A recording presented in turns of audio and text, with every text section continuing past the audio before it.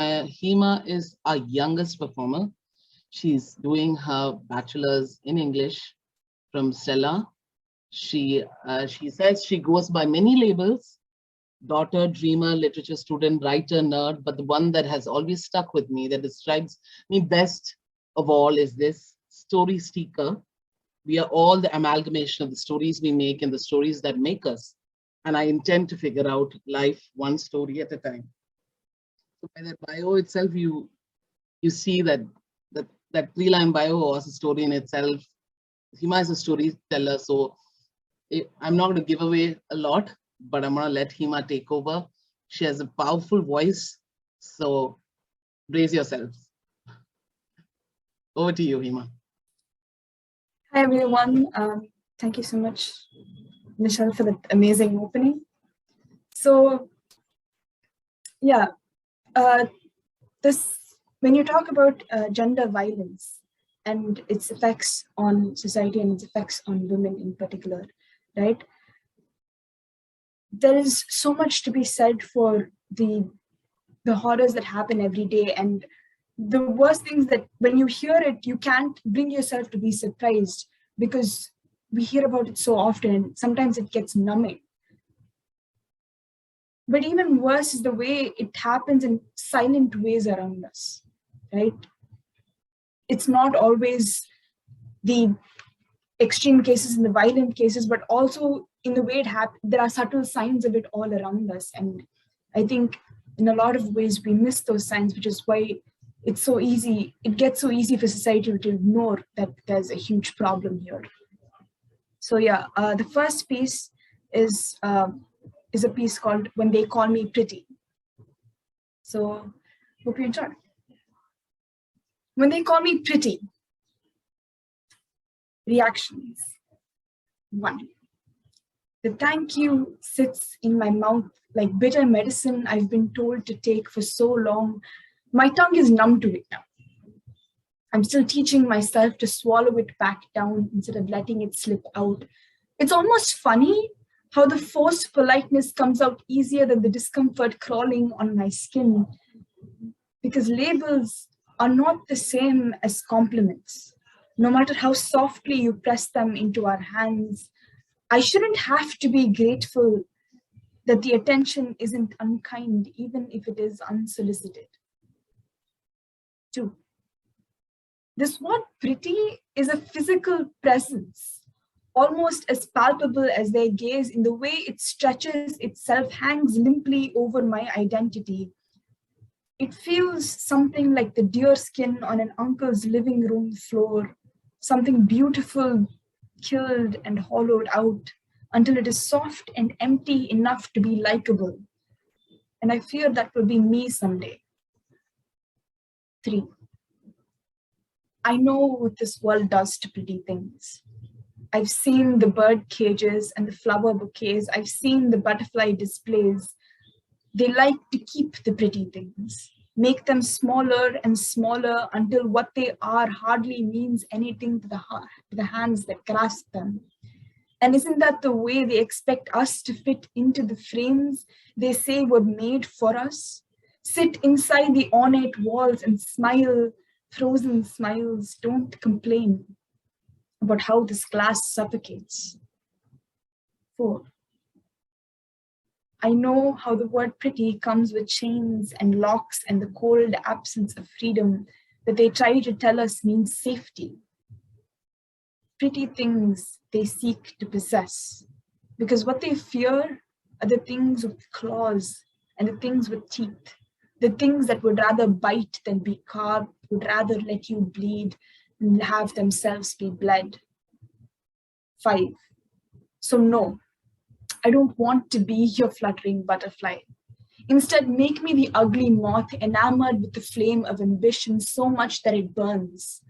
I don't want to be the pure soft flower your fingers itch to pluck, unsatisfied till you watch it wither and wilt in your palm. I want to be the thorn that warns you of the consequences of wandering hands. I don't want to be the moon you write empty verses to and send your rockets to pierce your flags on. Let me be the sun instead, Let me shine so bright that their eyes won't look twice. I've lost count now. And I know that just being is no longer an option here. I know that respect is a long game, but for now, I'll settle for not being afraid. So if they won't simply let me be, then let me be the claw. Let me be the teeth. Let me be, if anything, fierce. Yeah, that's my first piece. So yeah, give you guys a second there. It was amazing, Hima. Loved it. Thank you. Right. Thank you. So my next piece for today is, again, it's not about the subtleties around us, but rather remembering that at the same time, we carry the legacy of the women before us on our shoulders. Like when we tread, we carry their legacy. We are their legacy. And it reminds us that we have a duty to the ones who come after, that we can't leave them with the world as it is, because this is a battle we can't afford to lose, right? There's a poem by Rupi Kaur that goes, how do I make this mountain bigger so that the women after me can see farther? And I think that line really resonates with me. So that inspired me to write this poem, and I hope you enjoy this one too. It's called, Shall I Tell You My Story? Now, before we begin, I'm going to ask you not to judge me, because this story is incomplete. A draft in the making, a verse still running. I only tell you what I have so far. So where shall we begin? Shall we begin in a sterile white room filled with the shrieks of a newborn? Or shall I begin in a 4th grade classroom when the first bloom of creativity revealed itself to a young girl, pressed a bleeding pen into her hand and whispered words into her mind? Shall I begin in the pages of the first book I ever read? Or perhaps amidst the faces of the first poem I ever shared? Truth is, I could start this story from any of these places and all of these places, and it wouldn't really be wrong.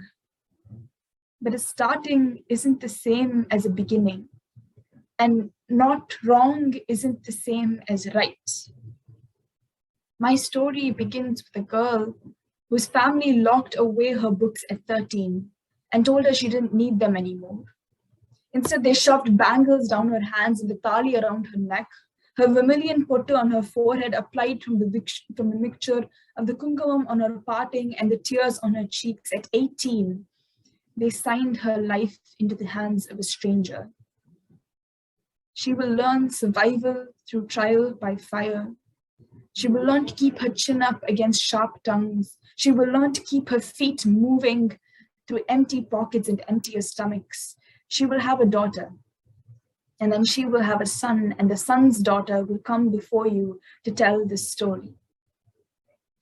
My story begins with a woman, young and beautiful and widowed, who cannot let herself fall to tears because she has children she has to smile for, barely out of her 20s, but carrying the weight of 3 mouths to feed and the roof of a household on her back. She will face a society that will pity her and objectify her in the same breath. Humiliation and harassment will come knocking at her door and seat themselves in her life like unwelcome guests. But she will come through it. She will come through it, and she will tell her story to her sister's granddaughter, who will write verses out of it and come to tell you today. My story begins with a maiden who lived her life by the lines already drawn for her, who loved dance so much she taught herself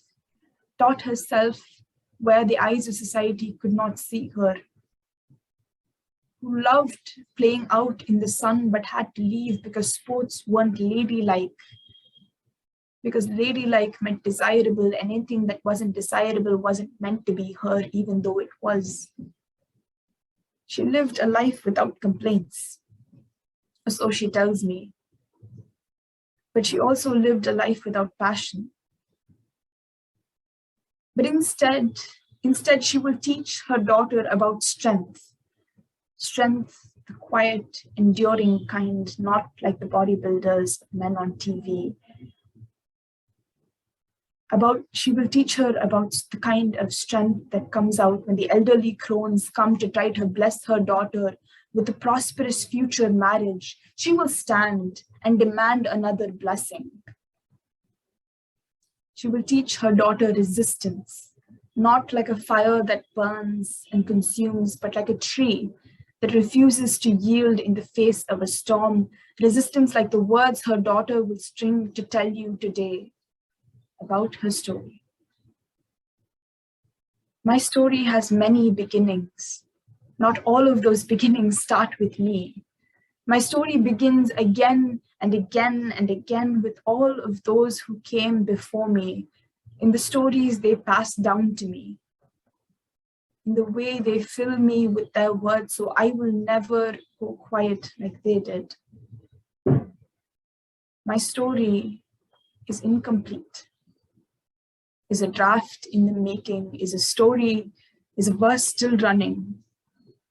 Half of my story are still dreams, but these dreams are not just my own. They are the unspoken words of my grandmother, the unshed tears of my great aunt, the unrealized passion of my mother, the untold sacrifices that run in my blood and live in the freedom of my voice. What I have so far is an incomplete story. What I have so far is just a promise not to waste it.